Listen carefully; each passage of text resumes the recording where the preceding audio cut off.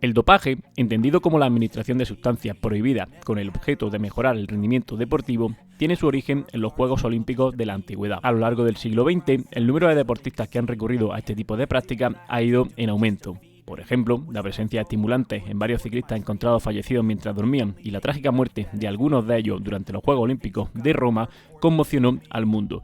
Llevó a la Unión Ciclista Internacional y al Comité Olímpico Internacional a crear una comisión médica y las primeras normas en materia antidopaje. El problema de salud pública y el daño que supuso y que ha supuesto el dopaje para la mayoría de modalidades deportivas fueron los principales motivos que impulsaron a la creación en 1999 de la Agencia Mundial Antidopaje, o lo que conocemos por las siglas de WADA. Los Juegos Olímpicos de Moscú en 1980 fueron los primeros en los que los deportistas se sometieron a controles antidopaje, aunque los primeros positivos no se detectaron hasta los Juegos Olímpicos de Los Ángeles en 1984. Los primeros positivos por dopaje se asociaron al uso de testosterona o derivados sintéticos de esta, como por ejemplo la nandrolona. No obstante, la utilización de este tipo de sustancia en el deporte era muy anterior, si bien no es hasta la década de los 80 que no se dispuso de métodos de detección de dichas sustancias dopantes. Los principales efectos que se le han asociado a la testosterona y por lo que se ha utilizado en el deporte han sido su capacidad de mejorar los niveles de hipertrofia, fuerza máxima y potencia. Es más que evidente que la testosterona incrementa la masa muscular y por ende la fuerza. Del mismo modo, ese incremento en la fuerza se traduce en un incremento en la velocidad, haciendo que esta sea también muy habitual entre velocistas en el atletismo. La realidad es que en la actualidad el dopaje con testosterona no es exclusivo del deportista de élite y es una de las prácticas más habituales en los gimnasios y centros de deporte amateur o recreacionales, como podemos observar en la peligrosa tendencia que vemos en las redes sociales a hablar de todo esto abiertamente. Y es que hay un alto porcentaje de la población que está haciendo uso y abuso de estas sustancias con el consecuente riesgo que tiene para la salud.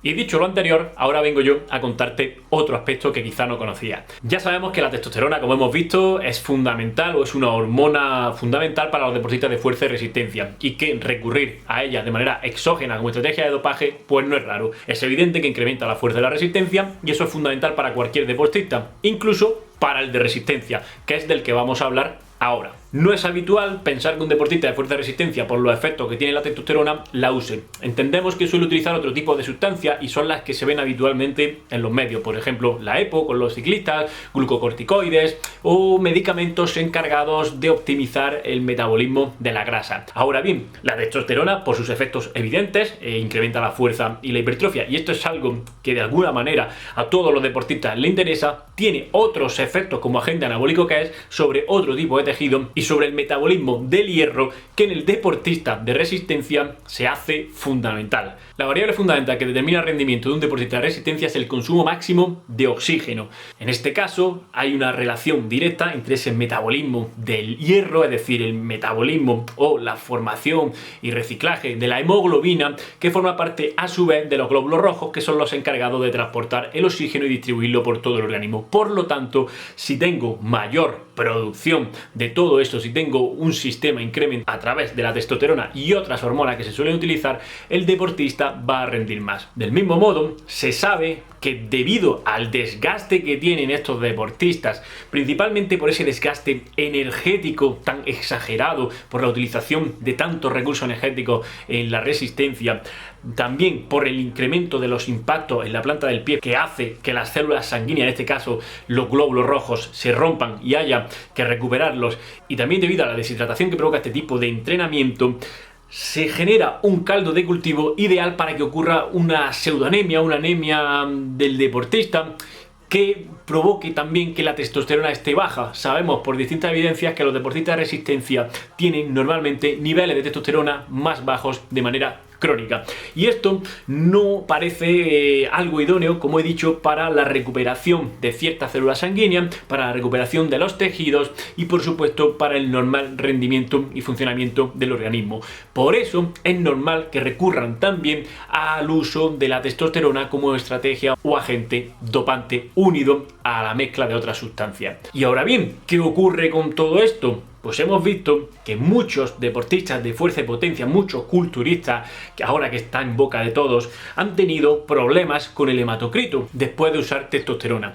¿Qué significa esto? Que su sangre se ha espesado, que gracias a esa testosterona producen más glóbulos rojos y le provoca problemas circulatorios, porque la sangre, al ser más densa, le cuesta más pasar por los distintos vasos sanguíneos y al corazón le cuesta más bombearla. Y es una de las cosas que tienen que controlar, es uno de los efectos secundarios. Así que, blanco y en botella, estáis viendo que el uso de testosterona no solo mejora el músculo, sino que también pues produce efectos y cambios hematológicos que son determinantes de cara al rendimiento, por ejemplo, en los deportistas de resistencia, pero que a su vez son muy peligrosos en cuanto a los riesgos que pueden conllevar de cara a la salud. Importante decir también que el deportista de resistencia, por lo que he comentado anteriormente, por ese gran desgaste energético, por esa cantidad de recursos que utiliza, por esos grandes volúmenes de entrenamiento, suele tener registros muy elevados de una hormona llamada cortisol, la famosa hormona del estrés y del que ya subí un vídeo.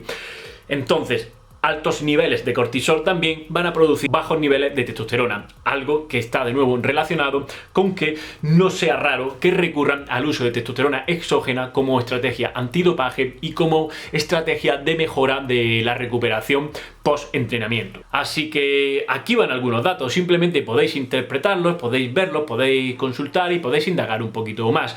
Se trata de ir atando cabos y, en mi opinión, se trata siempre de enseñar desde el punto de vista de los efectos fisiológicos de determinadas sustancias cuáles son las contrapartes que estos tienen, cuáles son los riesgos que normalmente no merecen la pena, además de que en el punto de vista competitivo pues esto es algo completamente inmoral y poco ético. Bueno, pues sin más, hasta aquí el vídeo de hoy, espero que os haya gustado, dejar vuestro like, dejar vuestro comentario y visitar el resto de vídeos que tengo al respecto. Por ejemplo, tengo uno hablando de la triada de la mujer deportista y de la importancia en este caso del hierro en estas. Y os recuerdo también que si queréis saber más sobre entrenamiento, especialmente de velocidad, tenéis mi cuenta de Patreon donde subo vídeos que no están disponibles aquí y que son de contenido exclusivo. Nos vemos en el siguiente vídeo. Hasta luego.